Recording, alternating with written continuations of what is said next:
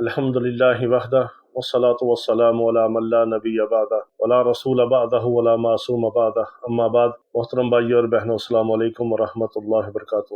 یہ ایک سورۃ القریش کا 7 بار کا ایک چھوٹا سا عمل ہے کہ جو اس عمل کو کرتا ہے زندگی بھر کا عیش ہی عیش اور کیش ہی کیش ہے۔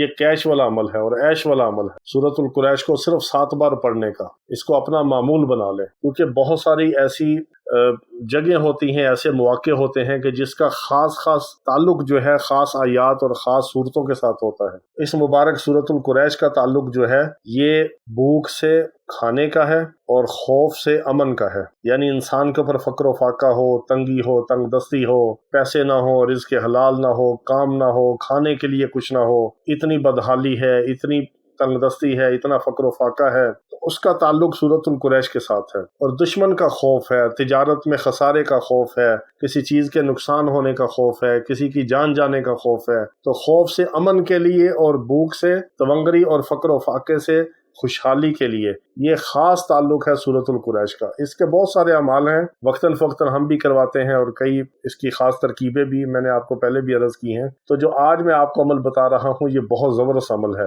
اور یہ عمل کیا ہے کہ جو سورۃ القریش ہے اس کی بعض لوگوں کو ہم نے ریاضت کروائی 40 دن کی، 70 دن کی، پھر بعض کو 3 چلے کی اس کی ترتیب بنا کے 120 دن کے عمل کروائے، بعض کو اس کو 1.25 لاکھ کروایا، 70,000 کروایا، 41,000 کروایا۔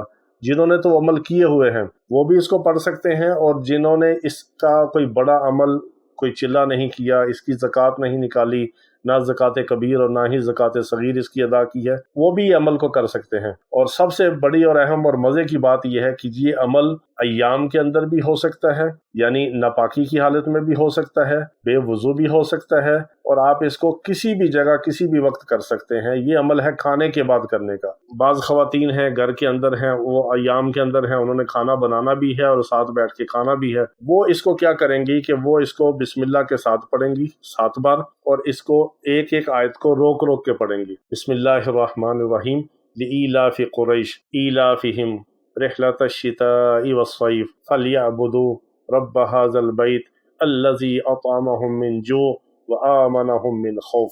اس طرح ہر آیت کو، اس کے حصے کو روک روک کے پڑھیں گی، اور صرف 7 بار بسم اللہ کے ساتھ۔ یہ آپ اس کو دعا کی صورت میں، اس کو وظیفے کی صورت میں، آپ اس کو بے وضو بھی پڑھ سکتے ہیں۔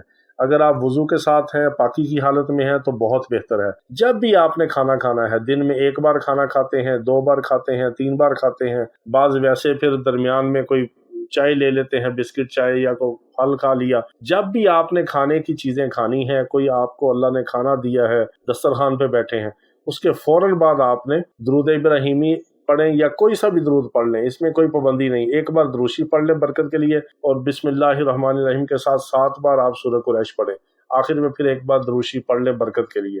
جو یہ عمل کرتا ہے زندگی بھر نہ فقر و فاقے کا شکار ہوتا ہے، زندگی بھر عیش ہی عیش اور کیش ہی کیش، یعنی اس کے پاس نہ پیسے کی کمی ہوتی ہے، نہ رزق کی، نہ حلال طیب پاک چیزوں کی کوئی کمی نہیں ہوتی۔ یہ اتنا زبردست عمل ہے۔ یہ عام نیک لوگ، علماء کرام اس عمل کو کرتے ہیں کھانے کے بعد۔ یہ بہت زبردست ہے، اور اللہ کا شکر بھی ادا ہوتا ہے کہ یا اللہ تیرا شکر ہے، تو نے ہمیں امن سے خوف دیا اور ہمیں بھوک سے کھانا کھلایا۔ یہ اللہ کا شکر بھی ہے، موقع کی مناسبت بھی ہے، اس میں اللہ کی حمد و ثنا بھی ہے، اور اس کا خاص تعلق جو ہے رزق کے ساتھ، بندش کے ساتھ، اور اس طرح کے جو معاملات ہیں ان کو کھولنے کے لیے بہت پرتاثیر عمل ہے یہ۔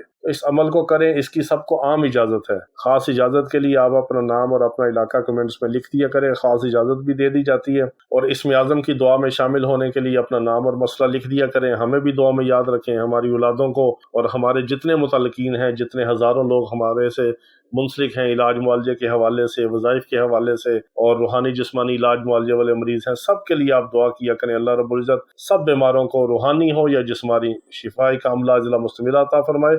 وآخر دعوانا ان الحمد للہ رب العالمین۔